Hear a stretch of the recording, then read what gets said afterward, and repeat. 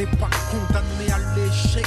Voilà le chant des combattants, banlieusards et fiers de l'être. J'ai écrit l'hymne des battants, ceux qui ne font pas toujours ce qu'on attend d'eux, qui ne disent pas toujours ce que l'on veut entendre d'eux.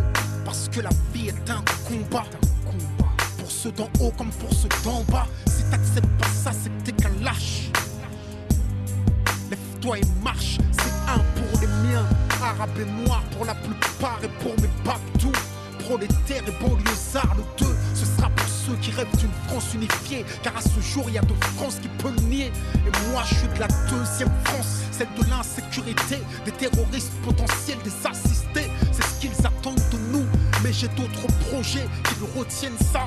Je suis pas une victime mais un soldat, regarde-moi. Je suis noir et fier de l'être. Je manie la langue de Molière, j'en maîtrise les lettres. Français parce que la France a colonisé mes ancêtres. Mais mon esprit est libre et mon Afrique n'a aucune tête. Je suis parti de loin, les pieds entravés. Le système ne m'a rien donné, j'ai dû le braver. Depuis la ligne de départ, ils ont piégé ma course. Pendant que les keufs me coursaient, eux investissaient en bourse. J'étais censé échouer, finir écroué, la peau trouée.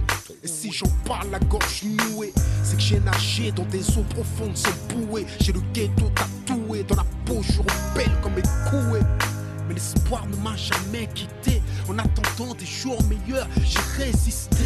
Et je continue encore. Je suis le capitaine dans le bateau de mes efforts. Je n'attends rien du système.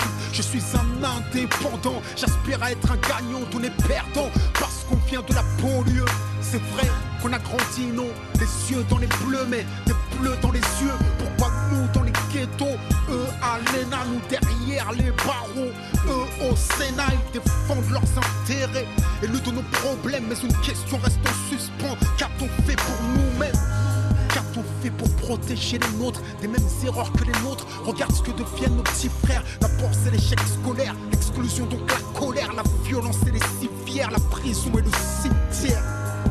On n'est pas condamné à l'échec. Pour nous c'est dur mais ça ne doit pas devenir un prétexte. Si le savoir est une arme, soyons armés. Car sans lui nous sommes désarmés. Malgré les déceptions et les dépressions, suite à la pression que chacun d'entre nous ressent. Malgré la répression et les oppressions, les discriminations, puis les arrestations. Malgré les provocations, les incarcérations, le manque de compréhension, les peurs et les pulsions. Leur désir de nous maintenir la tête sous l'eau transcende ma motivation, nourrit mon ambition.